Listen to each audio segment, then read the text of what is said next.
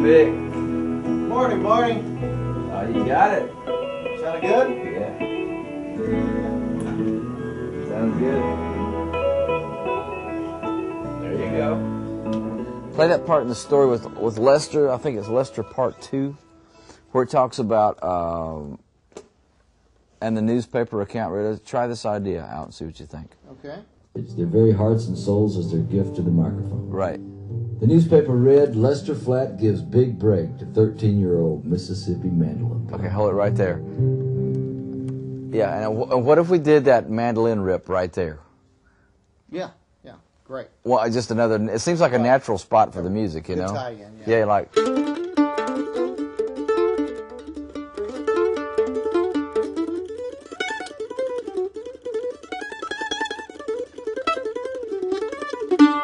You know, and on and on. Yeah, but it seems like that'd be a natural spot for the music. What do you think? Right.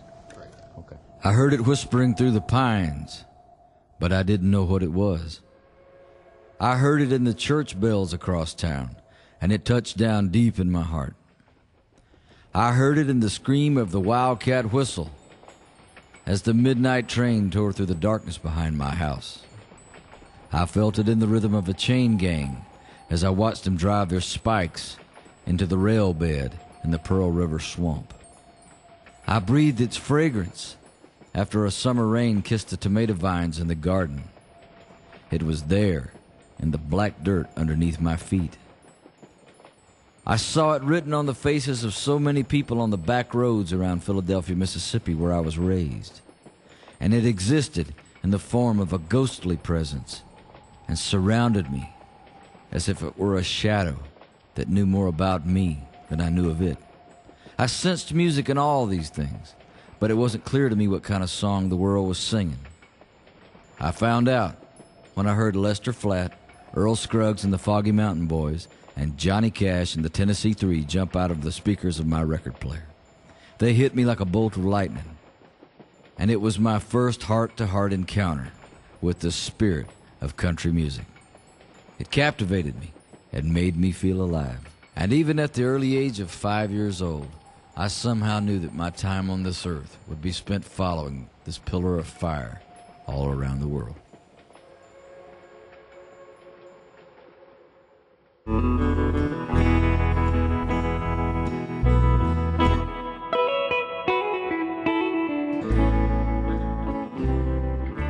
Now, one of the things I want to ask you about is this is a very famous suit. This is Elvis Presley's golden May suit. Graceland let me come photograph it. Now, the thing I got to ask you about, tell me, in the old world of country music, when rock and roll hit in the 50s, it destroyed country music. It put it out of business. That man single-handedly in that suit put country music almost out of business for the most part. And so it's gonna cause resistance from the traditionalists and the purists by including that Elvis Presley's presence and his guitar and his suit in the book. What do you think? That's a good question. My point in I think he's important. I do too. And what I think about including his presence is he's a Mississippi boy, the hillbilly cat before he became the king of rock and roll. And I think if we err on the side of, and play to the side of the hillbilly cat, the Tupelo Flash kind of guy before he went to Hollywood and became very early Elvis. on. You know, who's going to argue with the success of a good old Mississippi boy? Do you know this song, on all the song lists these days, this particular song, He Stopped Loving Her Today, is voted the #1 country song in the history of country music. I think it's cool. I like the way Karen laid this out, because if you have a hit like that, you can buy a car like this. One thing leads to another. One thing leads to another. We've got Roy Rogers Guns. Oh, that's right, that's right. And that's Fabulous photo. We need to include Jaime. That's the best one I have of Jaime. I talk in this particular audio component about making a record on Porter Wagner, and it started working. So this is Porter with Jaime in Los Angeles, California, getting measured. This is the final fitting. Actually, the suit that Porter got made that day was the suit he was buried in. So it was a kind of heavy photograph. Having these suits made, all the kids started digging them again. There's a poster over there somewhere that shows he opened for the White Stripes at Madison Square Garden. That's pretty good. Let's include Jaime Okay, if we all right. have space. Lankershim Boulevard. Home. I mean, all that stuff hanging on that rack. Elvis Presley's suit, Johnny Cash's Man in Black suit, the Lone Ranger. That was where you went, right down the street. The Nudies or Manuel's, or now Jaime's the last guy standing out there. So I'm really glad you got to include this. Mm-hmm. And a palm tree. Yep. Was that there before? No. Ah, the magic of...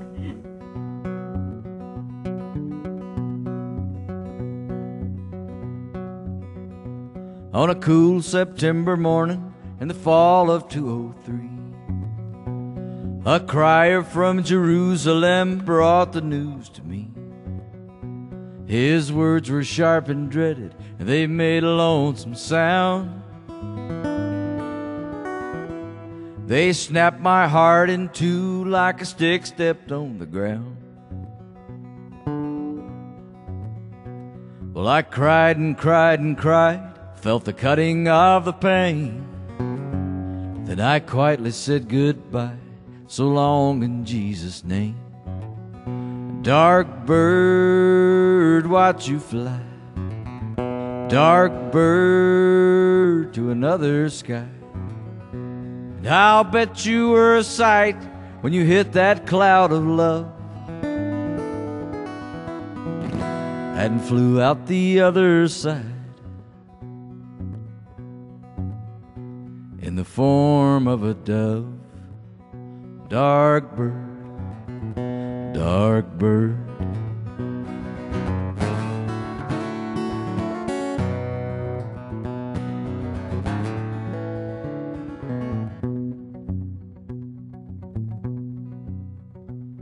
"6'1" and a box of steel and a pretty coat of black.